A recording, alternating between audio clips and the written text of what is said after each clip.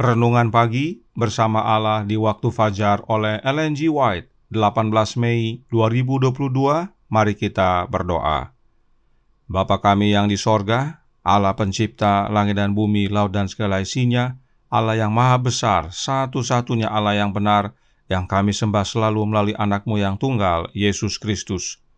Terpujilah Yesus, anak Allah yang maha tinggi, yang adalah satu-satunya jalan dan kebenaran dan hidup bagi kami.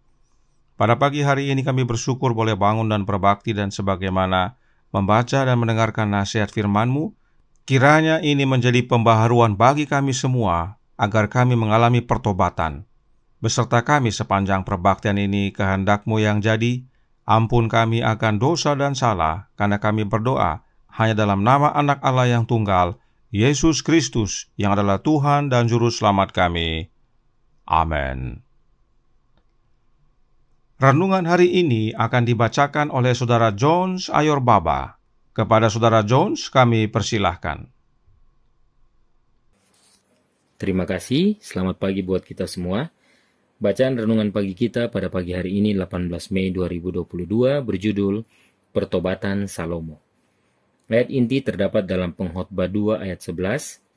Ketika aku meneliti segala pekerjaan yang telah dilakukan tanganku, dan segala usaha yang telah dilakukan untuk itu dengan jerih payah, lihatlah, segala sesuatu adalah kesia-siaan dan usaha menjaring angin. Memang tak ada keuntungan di bawah matahari. Seolah-olah bangun dari sebuah mimpi, Salomo dengan cepat menjadi sadar, mulai melihat kebodohannya di dalam terangnya yang benar. Disucikan dalam roh dengan pikiran dan jasmani yang lemah, ia berbalik dalam keadaan letih dan haus dari tempat air duniawi yang pecah, untuk sekali lagi ingin minum dari sumber air kehidupan.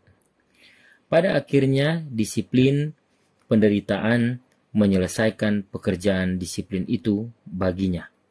Telah lama ia dihantui oleh perasaan takut binasa oleh sebab ketidaksanggupannya berbalik meninggalkan kebodohan. Tetapi sekarang ia melihat sinar pengharapan di dalam amaran yang diberikan kepadanya. Tuhan tidak memutuskan hubungan sama sekali, tetapi siap sedia untuk melepaskannya dari suatu perhambaan yang lebih kejam dari kubur, dan dari mana ia tidak mempunyai kuasa untuk melepaskan dirinya sendiri. Alfa dan Omega jilid 3 halaman 63.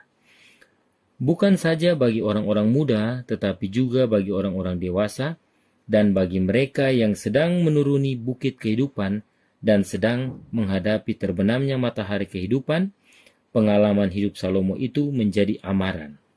Kita melihat dan mendengar pergunjingan di antara orang-orang muda yang terombang-ambing di antara yang benar dan yang salah, dan arus nafsu-nafsu jahat terbukti begitu kuat melanda mereka. Kita tidak melihat pergunjingan dan ketidaksetiaan ini di dalam diri mereka yang sudah agak dewasa.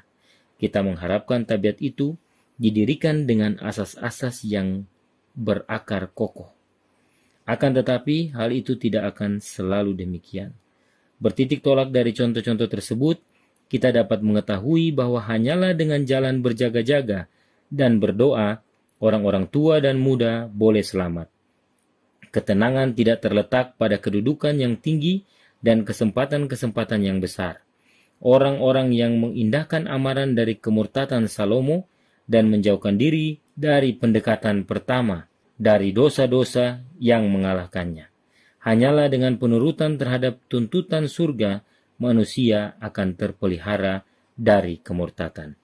Alfa dan Omega jilid 3 halaman 66-68. Demikian pembacaan renungan pagi. Terima kasih dan Tuhan Yesus memberkati. Terima kasih atas penata layanan Saudara Jones. Tuhan Yesus memberkati. Selamat pagi saudaraku dalam Tuhan. Tentang Salomo, Roh Nubuat berkata dalam Membina Pendidikan Sejati halaman 44 paragraf 1.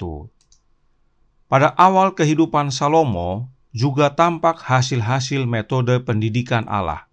Ketika masih muda, Salomo juga memilih jalan Daud. Di atas semua kebaikan duniawi, ia memohon kepada Allah supaya diberi hati yang bijak dan penuh pengertian.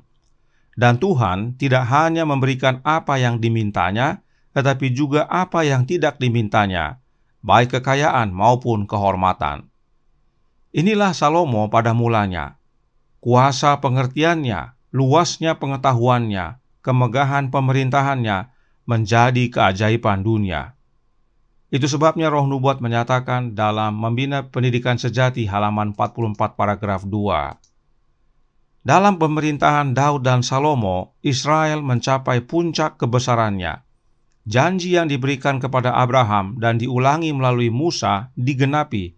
Sebab jika kamu sungguh-sungguh berpegang pada perintah yang kusampaikan kepadamu untuk dilakukan dengan mengasihi Tuhan Allahmu, dengan hidup menurut segala jalan yang ditunjukkannya, dan dengan berpaut padanya, maka Tuhan akan menghalau segala bangsa dari hadapanmu, sehingga kamu menduduki daerah bangsa-bangsa yang lebih besar dan lebih kuat daripadamu. Tetapi di tengah-tengah kemakmuran, bahaya mengintai. Keinginan untuk memperoleh kekuasaan politik dan memuliakan diri membawa kepada persekutuan dengan bangsa-bangsa kafir. Pergaulan dengan para penyembah berhala, kawin dengan istri-istri kafir merusak iman Salomo. Akhirnya Salomo murtad. Membina Pendidikan Sejati halaman 44 paragraf 3 menyatakan, tembok penghalang yang didirikan Allah demi keselamatan umatnya dengan demikian dirobohkan, dan Salomo menyerahkan dirinya sendiri untuk penyembahan Allah-Allah palsu. Di puncak Bukit Zaitun berhadapan dengan Bait Suci Yehova telah didirikan patung-patung raksasa dan mezbah-mezbah untuk mengadakan upacara kepada dewa-dewa kafir. Ketika ia memutuskan persekutuannya dengan Allah, Salomo tidak dapat menguasai dirinya.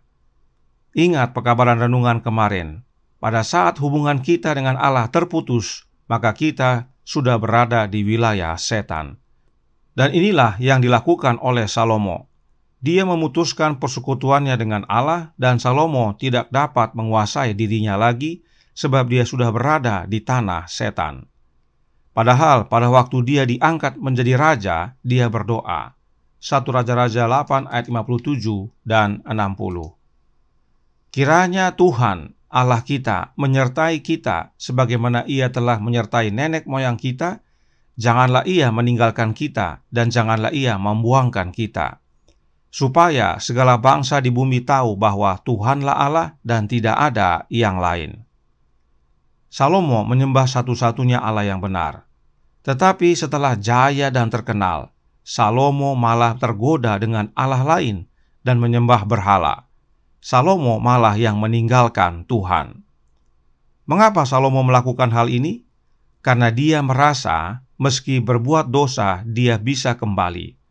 Roh Nubuat berkata dalam Retirement Years halaman 179 paragraf 2. Dinyatakan di sana, jangan biarkan seorang pun melakukan dosa seperti yang dilakukannya.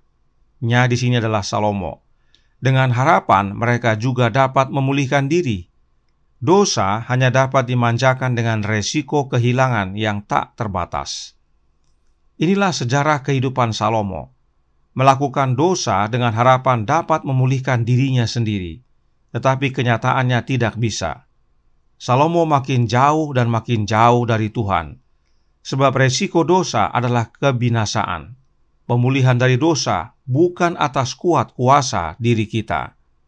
Berikut contohnya.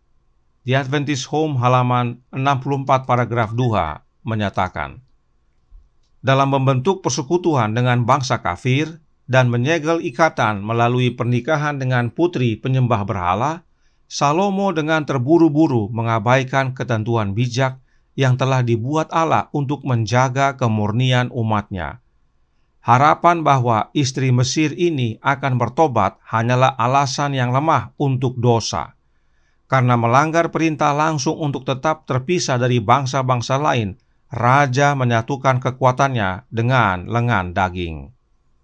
Salomo memohon hikmat dari Allah untuk memimpin bangsa besar, tapi saat memilih pasangan hidup, Salomo mengabaikan hikmat yang Allah karuniakan. Dia gunakan hikmatnya sendiri dengan berharap wanita kafir bisa bertobat. Apakah berhasil? Tidak berhasil. Kemudian Roh Nubuat melanjutkan dalam The Health Reformer, Mei 1 tahun 1878 paragraf 6. Dikatakan di sana, namun usahanya untuk menyatukan kegelapan dan terang dalam melayani Allah dan Baal seperti mencampur tinta dan air murni. Air tidak memberikan kejernihan kristal pada tinta, tetapi sebaliknya tinta memberikan warna gelap pada air, membuat senyawa keruh. Kemurnian tidak dapat bersatu dengan ketidakmurnian tanpa ternoda oleh hubungan tersebut. Ini adalah hasil yang dikembangkan oleh Salomo dalam upaya penyatuan Allah dan Belial. Dia pada akhirnya mengabaikan semua agama. Inilah pengalaman hidup Salomo. Apa yang Salomo buat adalah kompromi. Tidak ada lagi ciri khas umat Allah. Air murni sudah menyatu dengan tinta. Air bukan, tinta juga bukan. Sudah tidak jelas.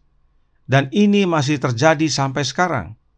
Karenanya pengalaman Salomo jadi pelajaran penting bagi umat Allah, sebab isu kompromi masih ada sampai sekarang. Karenanya saudaraku dalam Tuhan, kita tidak bisa keluar dari kubangan dosa dengan kuat kuasa diri kita sendiri. Kita perlu bantuan dari Allah. Dan hal itu Salomo sadari nanti saat dia sudah tua. Karenanya pengalaman kehidupan Salomo menjadi nasihat bagi orang muda dan bagi orang yang sudah tua.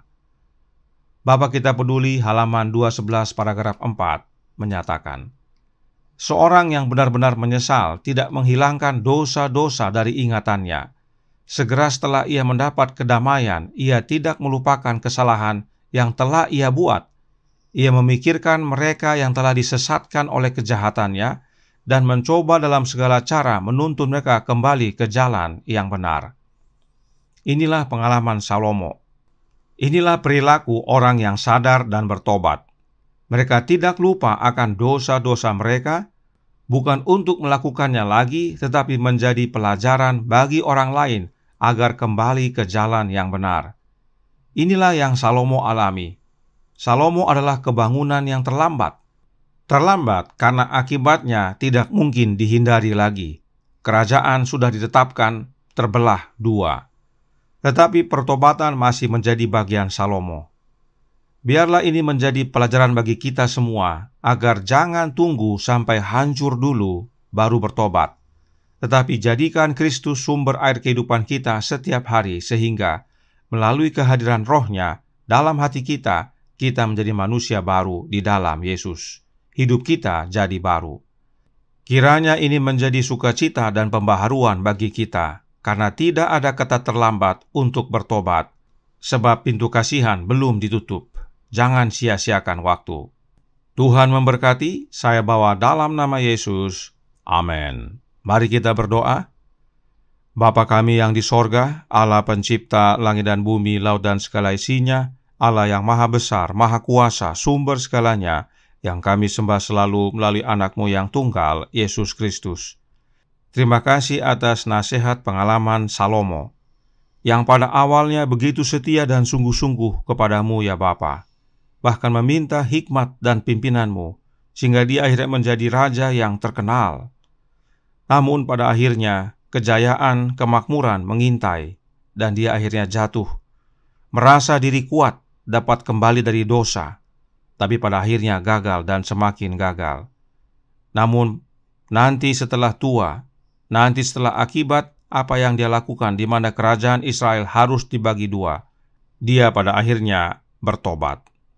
Kiranya ini menjadi pelajaran bagi kami semua, agar jangan menyia-nyiakan waktu, agar masing-masing kami datang kepada Kristus, mengakui segala dosa-dosa kami, memohon pengampunan daripadanya, serta meminta kehadiran Roh-Nya dalam hati, agar masing-masing kami diubahkan menjadi serupa dengan Dia dan siap untuk menyambut kedatangannya yang kedua kali.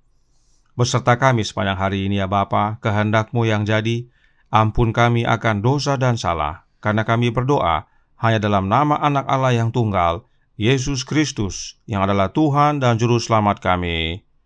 Amin.